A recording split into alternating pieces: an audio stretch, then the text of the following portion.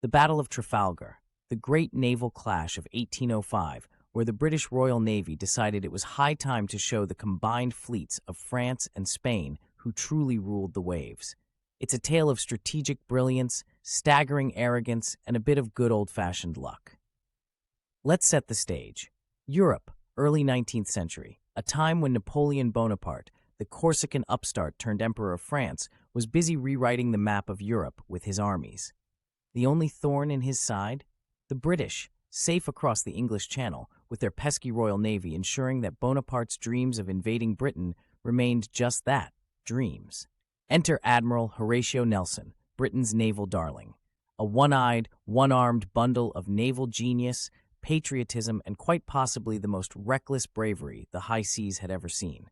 Meanwhile, the Franco-Spanish fleet was under the command of Admiral Pierre-Charles Villeneuve, a man who, let's just say, wasn't quite as keen on confronting Nelson and his fleet.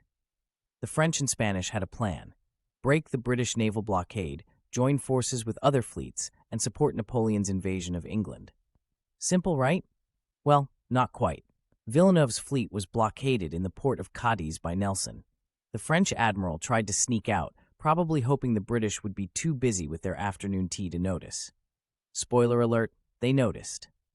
On the 21st of October, 1805, off the coast of Cape Trafalgar, Spain, the stage was set for one of history's most famous naval battles.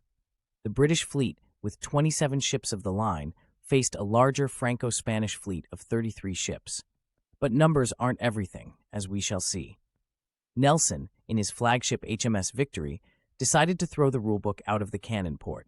Instead of the traditional line of battle, where ships would line up and slug it out side by side, he chose to attack head-on in two columns.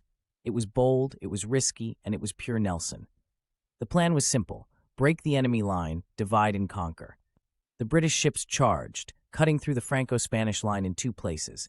Chaos ensued, with ships entangled, cannons blazing, and no shortage of heroic deeds and desperate struggles.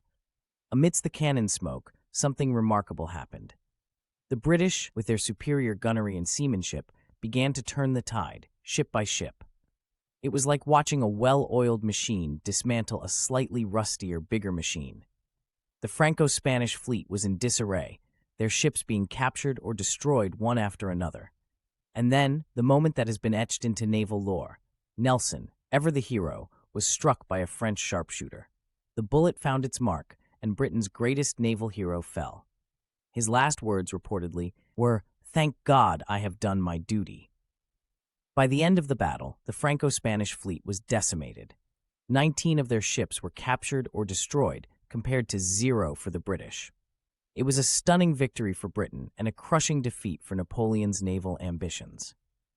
The Battle of Trafalgar effectively ended any serious threat of a French invasion of Britain and confirmed British naval supremacy, which lasted well into the 20th century. In a twist of historical irony, while Nelson's tactics at Trafalgar were revolutionary, they also marked the end of an era. The age of sail was giving way to the age of steam and ironclads.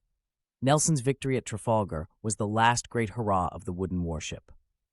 So there you have it, the Battle of Trafalgar, a masterclass in naval strategy, a testament to British naval supremacy, and a reminder that sometimes, just sometimes, recklessness and genius are two sides of the same gold coin.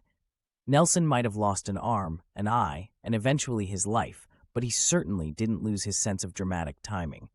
And as for Napoleon, well, let's just say his plans for a British holiday were indefinitely postponed.